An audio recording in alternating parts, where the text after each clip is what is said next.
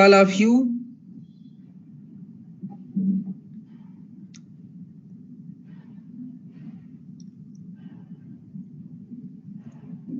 Good morning, sir. Yeah, good morning. So, are there any questions, doubts? Anybody? Today is the last class.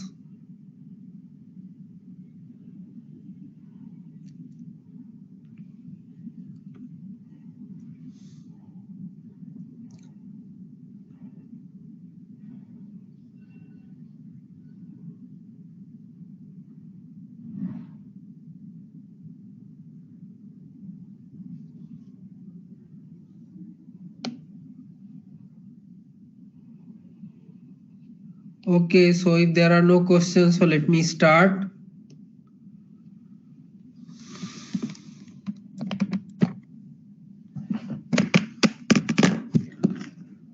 So, as I had mentioned in the last class, that today I am going to discuss path continuation techniques. Is my screen visible?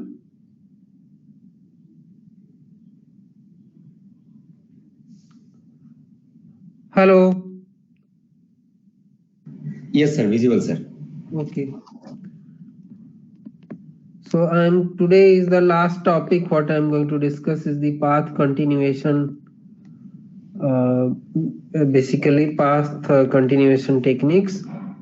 So what we mean by this is actually, let me explain through a simple example. So let us say we have a shallow curved beam and supported on both sides, and at the center there is a downward concentrated force P, and then we measure the displacement, which is the, let us say, denoted as W at the center. So we measure this W at the center of the this beam. So this is load and this is the displacement.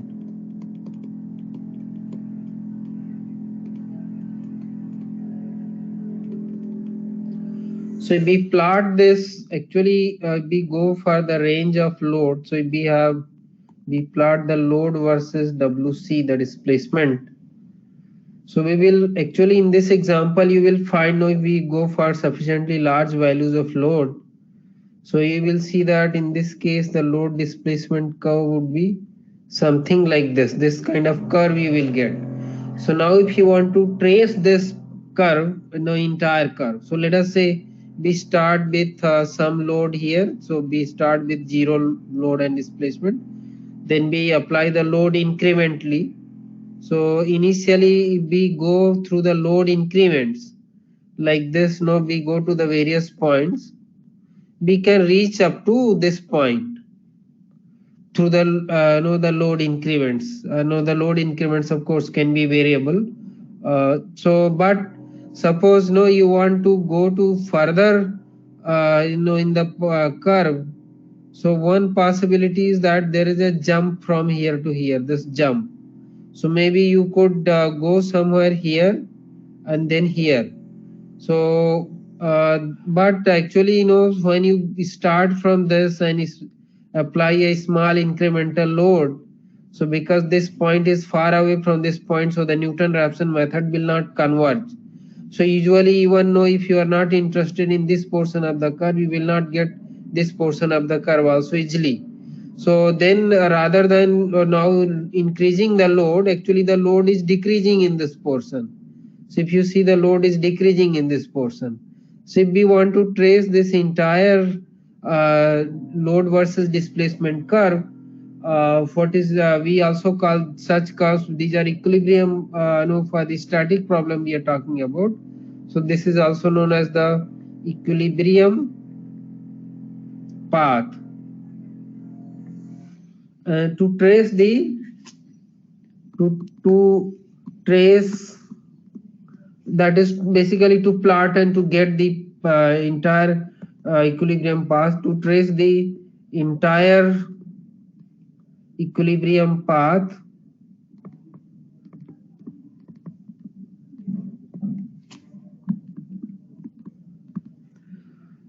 load increment alone is not sufficient.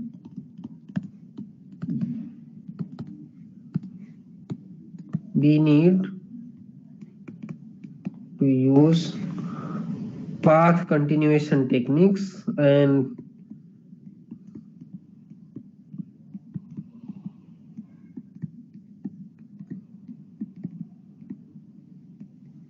techniques such as one of the popular method is arc length method. Arc length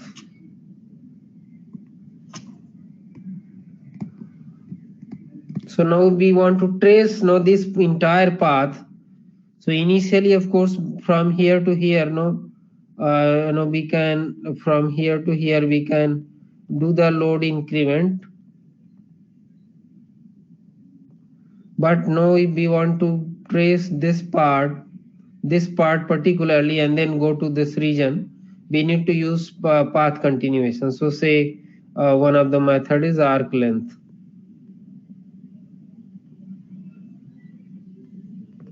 So you need to use arc length method in that case. So now I'm actually going to discuss arc length method, how that is used. So I have explained you why this is needed. So for solving such kind of problems, the equilibrium problems, post buckling problems, particularly post buckling of cells where you have this kind of the curves are up to certain load, the displacement is increasing and then the load is decreasing. So there is a significant decrease in the load.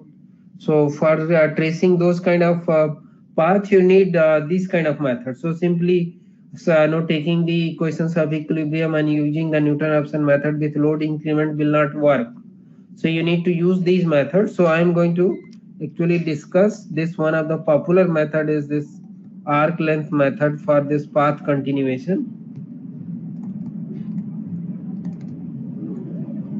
So now what actually if you and obviously here you will have nonlinearities, and most of the time for such kind of problems we actually end up considering geometric nonlinearity, so finite deformation.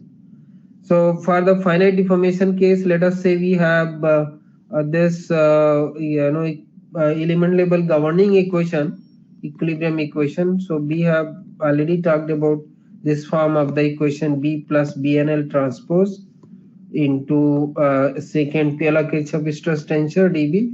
This integration is over the reference volume. Now here V naught is the reference volume minus load vector from the body forces, so H transpose into FBdV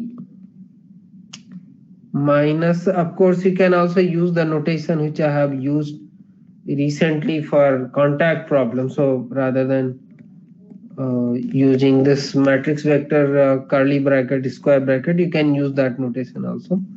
So you have TdA, this is equal to, so since we have written in this form earlier, so for this I am writing in this form. So this is equal to null vector. So this you have already done, and then now we write the incremental form of this using Taylor series expansion for the purpose of applying the Newton-Raphson method. So we are actually going to do the same thing, but it's slightly in a different manner. So let me put up write this equation. So as far as this is concerned, this is nothing but actually you can say the internal load vector put together, and this part is the external load vector. So if you look at this part, this is the external load vector. So I can also write this as internal load vector for the element, and that's a function of elemental degrees of freedom dE. So this is going to be a vector, and minus this part, as I said, is the external load vector. So I'm writing that as subscript capital E for the external and superscript small e for the element. This is equal to null vector. So this is basically we are saying as RE, and this whole thing is R capital E, RI, this is RI, and that's a capital E. So now As usual in the finite element analysis, we assemble these equations over all the elements and then impose the boundary conditions. So if you look at the after assembly and imposition of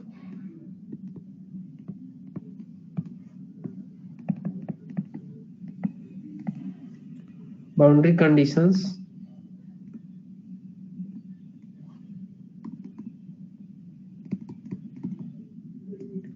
so these equations can be written as the element level. Now the from the element level to the system level. So Ri is the internal load vector for the system as a whole as a function of the total degrees of freedom, and minus we have now the external load vector which is for the system as a whole. This is equal to null vector. So this small e superscript small e which is for the element, this goes, and the size of these vectors is going to increase, and now this d becomes the d for the whole system. Now usually in such problems, because we are going to vary the load, so rather than calculating the whole load vector every time, we take a reference load, calculate the corresponding load vector, and just multiply the keep on increasing the load multiplier. So this equation is rewritten as RID minus some lambda times this load vector, external load vector is written as RE star. This is equal to a null vector. So here lambda we call as load multiplier,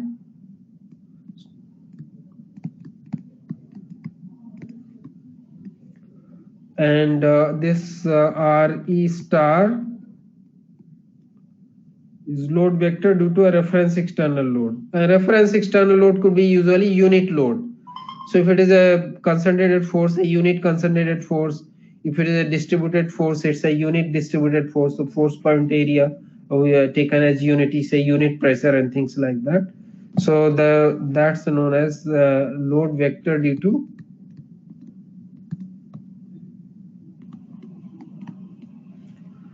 a reference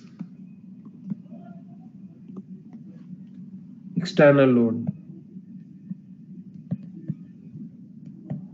And then when we multiply lambda to that reference external load, we get the total load. So that would be the total load. Now to solve this equation, as you know, the standard procedure, when we solve this equation, we write the incremental form of this using Taylor series expansion. So now using Taylor series expansion,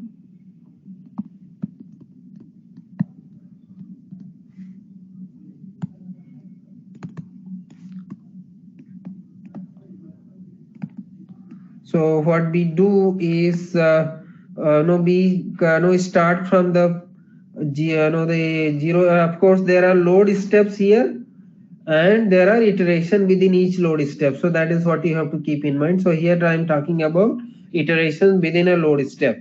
So then we know when we write the use the Newton this Taylor series. So we write for the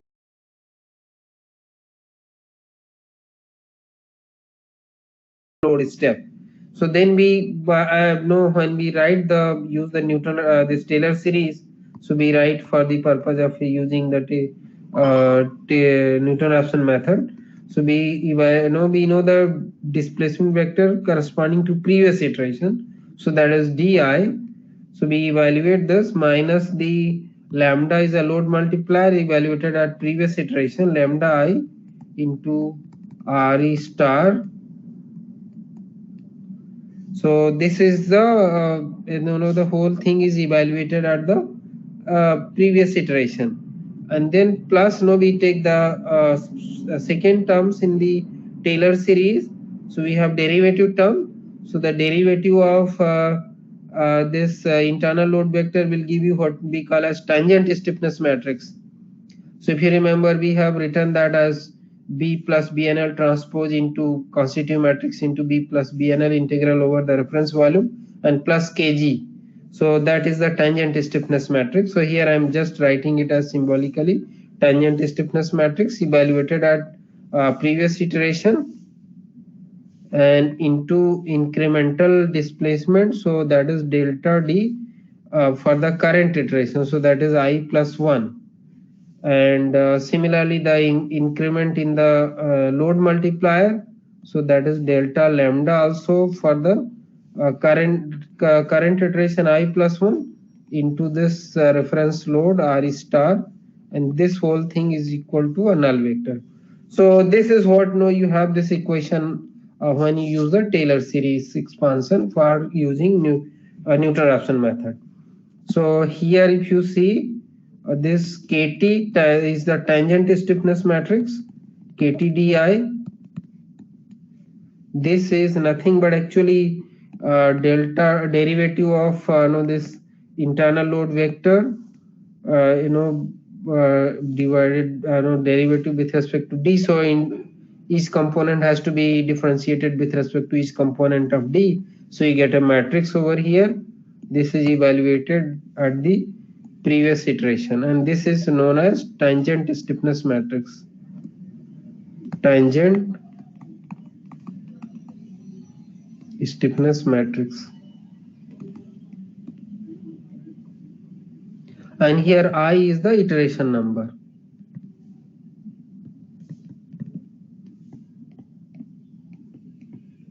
So this iteration is within a load step, and you will have a number of load steps, of course. So I is the iteration number here. Now if you look at what we can actually do, that when we look at this equation, so let us keep the delta D unknown on the basically left hand side.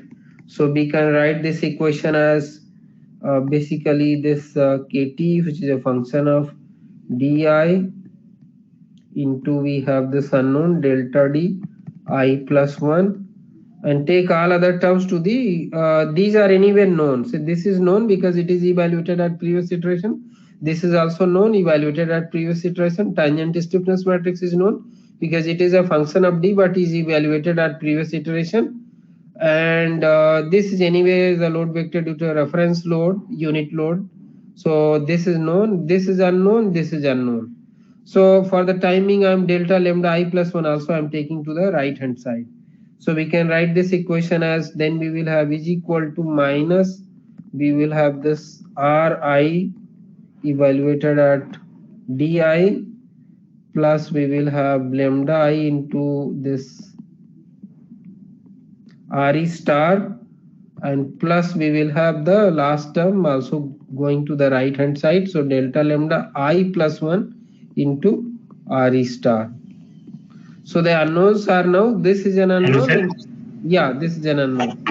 Yeah. Sir, can you tell like how we get that term, that delta lambda I plus 1? Because like earlier when we used to do, we are going to, so that's that is actually an unknown. So we have to find it out.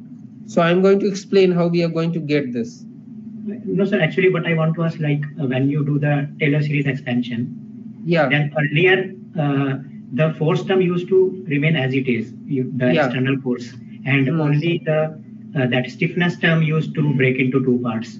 The tangent into delta term plus the original term at the previous iteration, and external force used to remain as it is. But here why we are expanding that also? So why we want to do that? Because see, we are actually doing the load control, that means we are increasing load in every step. So we know load a priori, so load vector then is not an unknown, so this term doesn't appear there. But now here, so if the load is known, then this term will not be there, this particular term. But now what we are doing is, because when you are say as you was talking about this portion, you can use the load increment. So there you don't take delta lambda as an unknown. That's actually known a priori. But for this region, so when you are trying to trace this portion of the curve, so then you exactly don't know that how much load is going to decrease. So therefore that also becomes an unknown.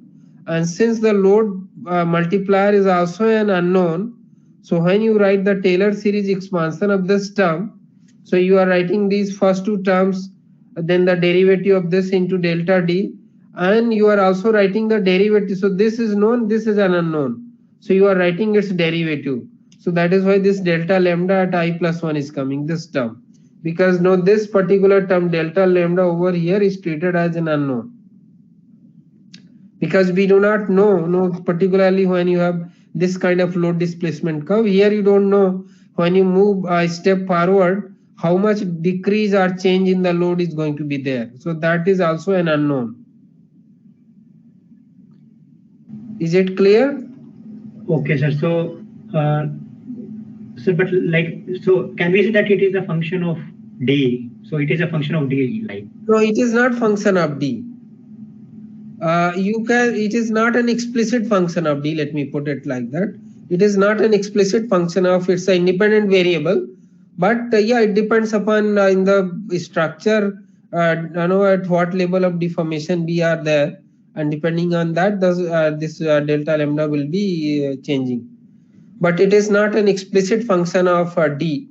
So it is an independent parameter.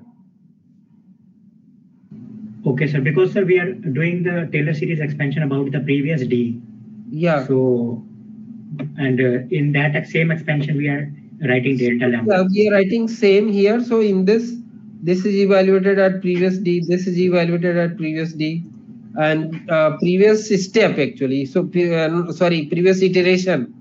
So right. Previous iteration, because these are functions of D, so the previous D comes.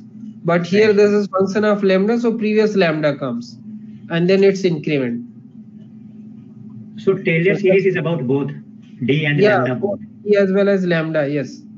Okay. Taylor series is the expansion with respect to D as well as lambda, because both of them are independent unknown parameters. Okay, got it. Yeah, yeah. So here in this equation, as I said, if you look at the unknowns, so the unknowns are delta D I plus 1 and delta lambda I plus 1. These are two set of unknowns. This of course is a vector and this is a single variable. So now if we look at the solution from this equation, assuming that tangent stiffness matrix is actually invertible, sometimes even though the tangent stiffness matrix might become singular, so then you have to take up some degree of freedom and eliminate the corresponding rows and columns, and take that to the corresponding row column vector into that degree of freedom into the right hand side, and then you solve the problem. So that kind of issues also may be there, so you have to take care sometimes, because KT may not be invertible. So for the timing, I'm assuming that KT is invertible, so you don't need to do anything additional. But if KT is not invertible, then you have to usually, if you take the degree of freedom which is having highest rate of change in the previous load step, and if you eliminate that from these equations, so then the singularity is actually eliminated. So that kind of a kind of remedy you can use if KT is a singular. And yeah, and if it is not singular, of course, then the solution is you can write it straightforward. So you can then write this equation as delta of D I plus 1. So now we will write this as KT DI inverse, and into the what we have on the right hand side. So we have minus this Ri, which is a function of Di, plus we have this lambda I into Re star, and also we have plus this delta lambda term, which is actually an unknown. So we are going to express delta Di plus 1 in two parts into Re star. So you have this form. So now what we can do is, let us say this part KT inverse into minus Ri Di plus lambda I Re star.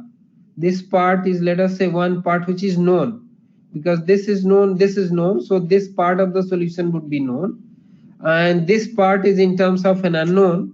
So we can express this solution as delta D of I plus 1 is equal to the first part I'm saying as, let us say, A. You can use any notation. And the second part is delta lambda is an unknown, and into the other part is, let us say, it is B. So now here if you look at where basically the new notations I have used, so where A is nothing but this KT di inverse into minus Ri di plus lambda I Re star. So that is your A actually, and B we are using B equal to KT di inverse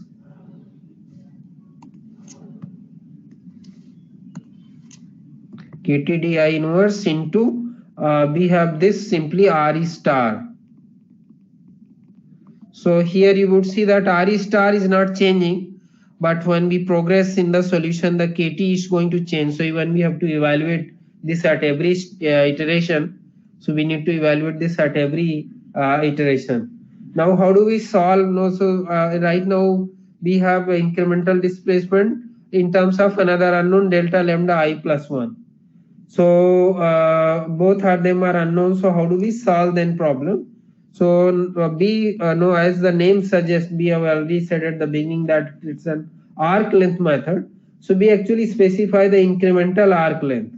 So to solve for both, that is delta di plus 1, this vector, and delta lambda I plus 1, we specify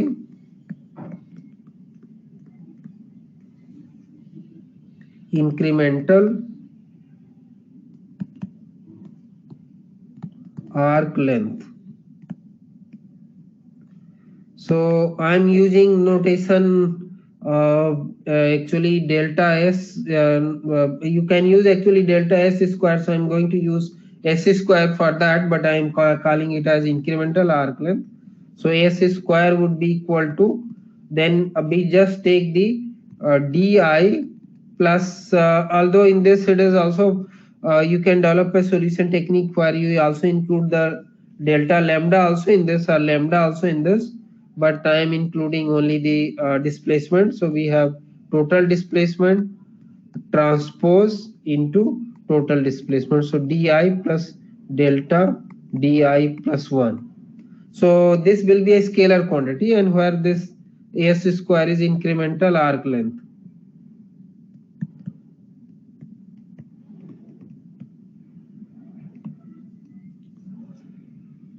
So incremental arc length is square. Hello, sir. So now, yeah. So we are defining this, and we are actually going to specify this. This we are going to fix. When we go from one step to another load step, we are going to fix this quantity. So this we will be specifying, and then we'll be moving along the load displacement curve. Yeah, yes, please. Hello. Yeah. Hello, sir. Yeah. So that RHS can't be negative. No, this will not be negative. This will be a positive number. Okay, like because you are actually taking so basically you see the second, no, you are multiplying, so each term is going to get squared when you are multiplying, squared and summed. Oh, okay, it is with itself, right, sir? Okay. Yeah, it is going to be squared and summed, so it would be positive. So now if you look at, so we have, hello.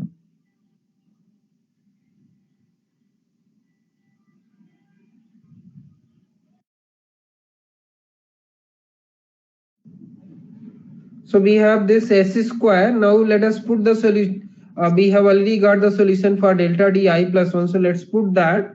So we will have S square is equal to di plus vector A plus this delta lambda I plus 1, because delta di I plus 1 is A plus delta lambda I plus 1 into B.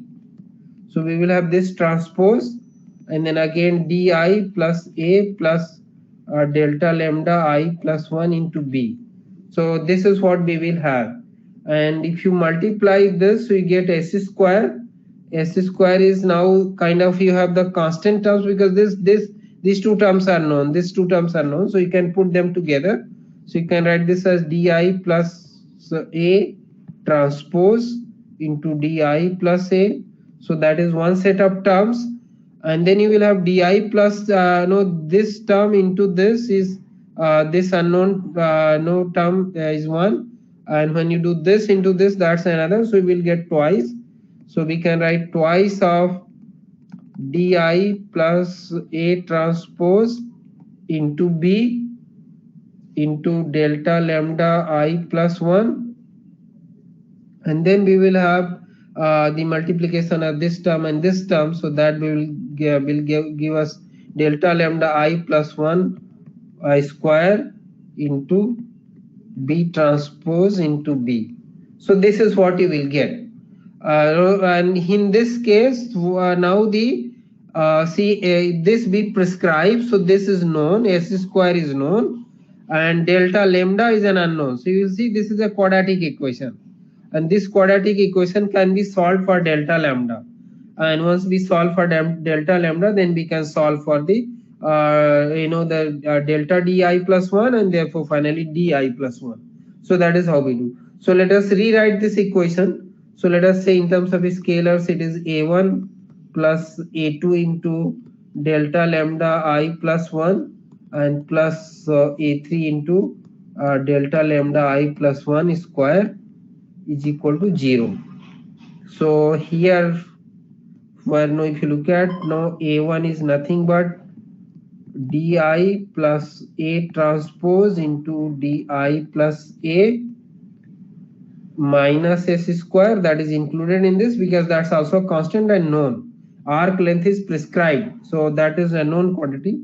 And a2 I'm using basically 2 into di plus a transpose into b, so that is denoted as a2, and a3 is basically b transpose into b. So now as I said, we have this as a quadratic equation. So the solution of quadratic equation for delta lambda will give you two solutions. So if you look at the solution of quadratic equation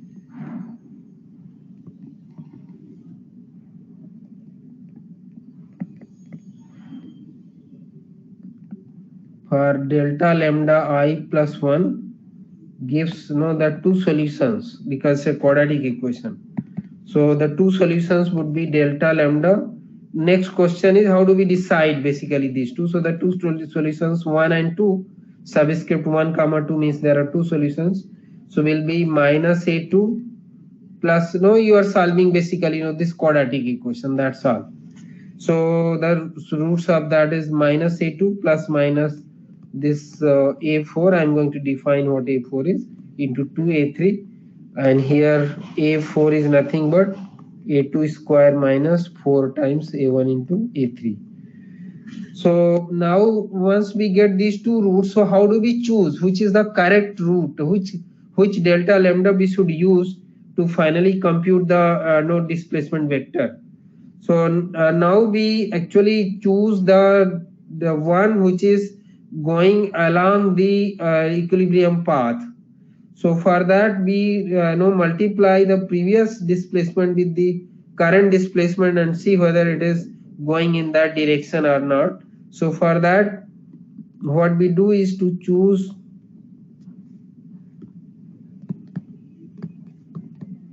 appropriate delta lambda I plus 1. We do the following. We calculate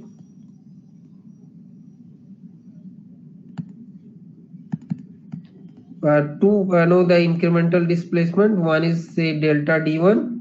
Delta d1 would be corresponding to delta lambda 1. So a plus delta lambda 1 at I plus 1 into b, that is one solution we compute.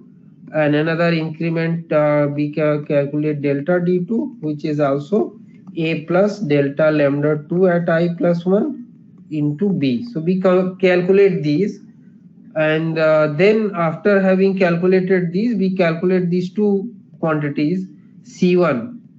There are actually different ways, so this is one of the ways you can choose. So you can see we can take either di plus delta d1 transpose into di. So you calculate this quantity, calculate C2, which is di. I think I am using superscript, so let me put that di. So this is di plus we put here delta d2 transpose into di. Di is the previous displacement. You can also take the incremental displacement alone. That's also you can do. You can do delta d1 transpose into di, delta d2 transpose into di. That there is also another possibility. Then after we calculate these two quantities C1 and C2, and depending on the values of C1 and C2, we choose appropriate delta lambda I plus 1. So there are different possibilities. Now if C1 is greater than 0, and let us say C2 comes out to be less than 0. So we choose the delta lambda corresponding to positive value of the quantity. So we then choose delta lambda I plus 1 as basically delta lambda 1 I plus 1, the first value we choose.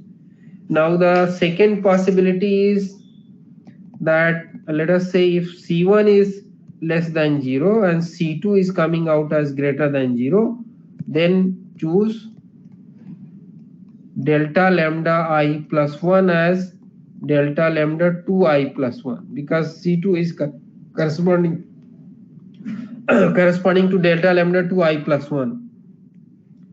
And what is the idea here? So before I discuss the other cases, let me discuss what is the idea. So now when you look at this displacement P versus now the central displacement WC I was talking about. So you are at any point on the curve which we were talking about. So it can be, you can use this arc length method E1 where you can use the load increment. So let us say we are using over here, and this is the previous solution. That is, let us say this is I minus 1, this is I, and this is here I plus 1, let us say we have. So actually what we know is we know the solution at I. So we know that we are going in this direction, and at I plus 1 we should choose a solution. So from this, when you take the same arc length, so now let us say you are here at I.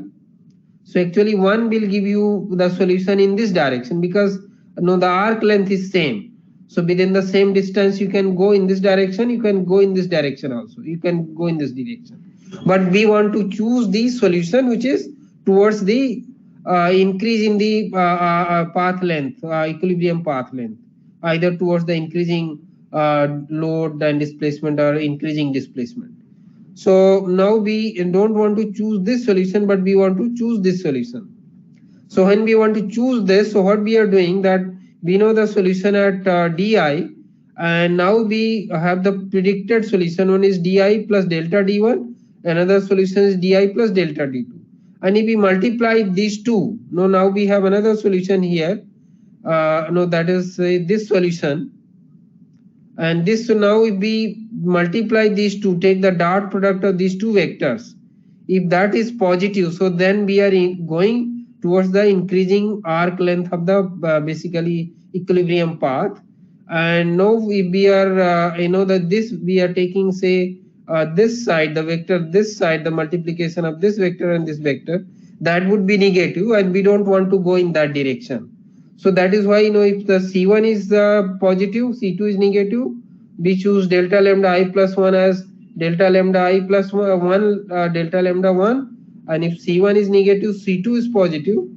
So that multiplication gives you the advancement along the increasing path length. Then we choose delta lambda I plus 1 as delta lambda 2 I plus 1. So other possibilities are that both could be positive sometimes. So C1 may also be greater than 0, you may get the solution, and C2 also may be greater than 0. So then in this case, how do? We choose the delta lambda corresponding to higher value of C1 or C2. So choose delta lambda I plus 1 corresponding to. So in your code, you have to inbuilt all these basically choices to choose the right delta lambda to larger value of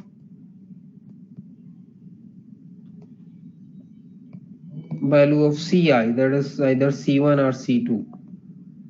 And what if C1 and C2 both of them are negative? So what do we do then? So that might be the point where you are at a the saddle point, basically where the tangent is going to 0. So that might also be the case. So if C1 is less than 0 and C2 is also less than 0, then choose delta lambda I plus 1 actually as 0.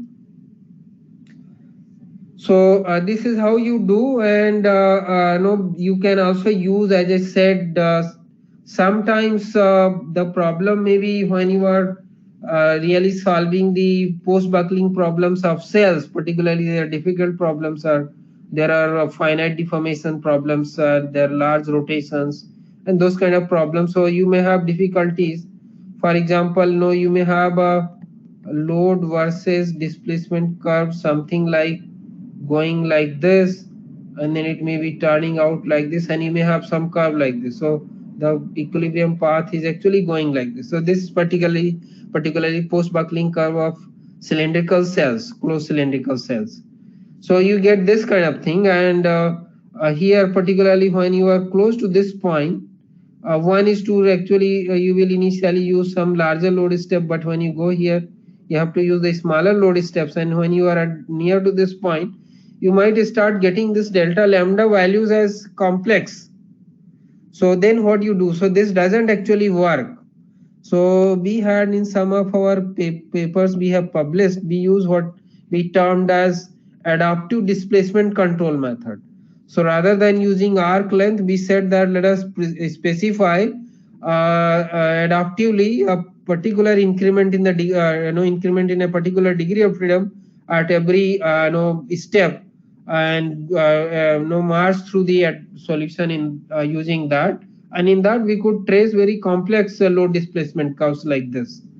So sometimes you may also face the problems like this, so you may want to use adaptive displacement control method also. You may want to explore it, because sometimes this has actually problems. So of course, nevertheless, once you have so decided based on values of C1 and C2 delta lambda, then you calculate the final calculate solution at I plus 1th iteration. Hello, sir. Yeah. Sir, can the values of C1 and C2 not be 0 sometimes? Like if we are talking about the 0th iteration, let us suppose. Yeah. Like for the first iteration, di is basically d0. Yeah. So actually, initially to start with, you have to do some steps as a load control. Okay. So initially, rather than right from beginning starting with the arc length method, you initially do load control. So you specify the load increments and do the solution, small load increments. So then you have the solution, and then you can switch over to arc length continuation. Okay, sir. Yeah.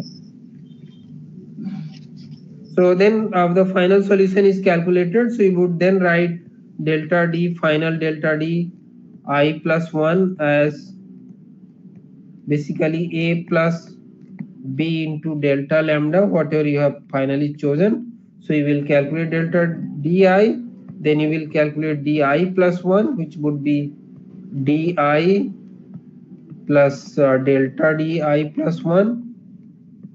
and you will also update your load multiplier. So lambda I plus 1 would become lambda I plus delta lambda I plus 1, and then you continue the iteration, and once the solution converges you go to the next load step, continue iteration.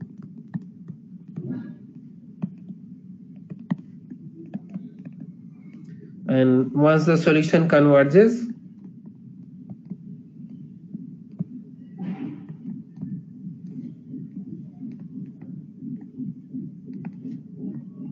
go to next load step. It's not a load step, let me just simply say step.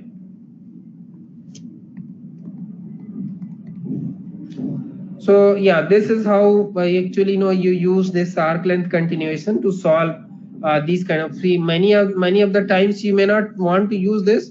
Just the load control works. So you specify the load increment and your solution is done. But as I said, some problems you do need to use these path continuation techniques like arc length or displacement control or adaptive displacement control kind of methods.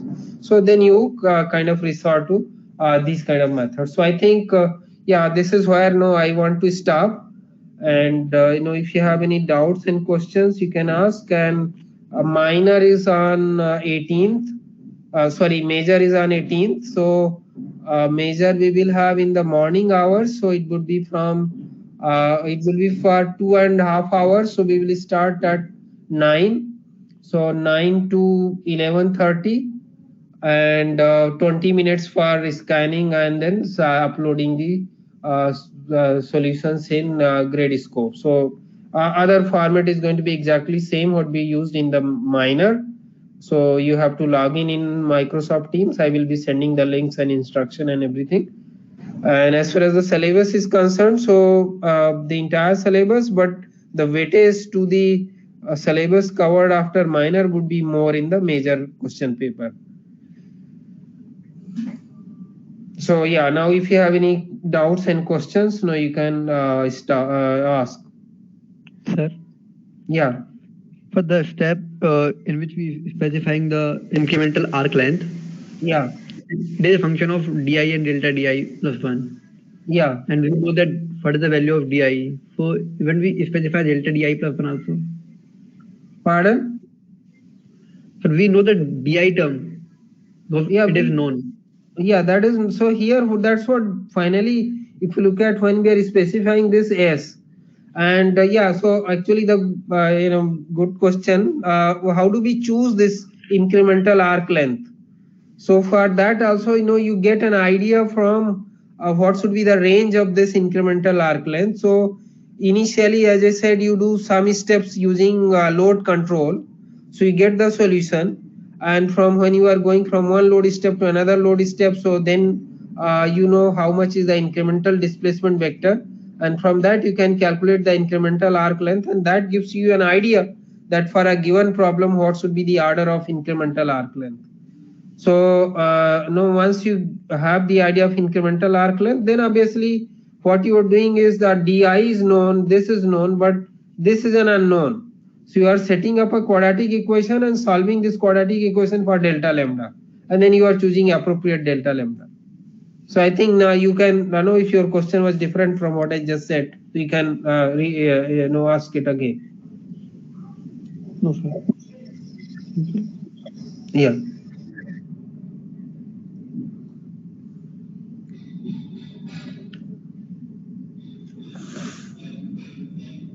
So are there any other questions? Anybody has any other question?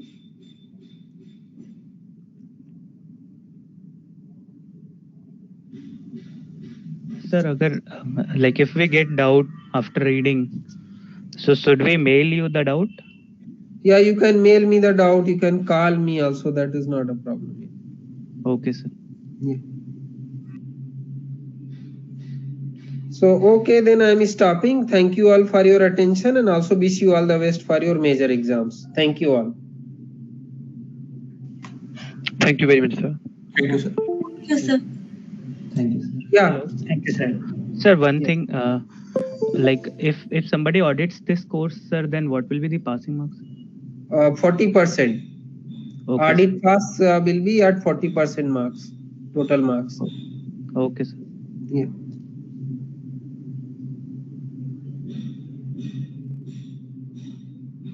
Yeah, anybody wanted, I think someone wanted to ask something. Okay, if no, then thank you all for your attention.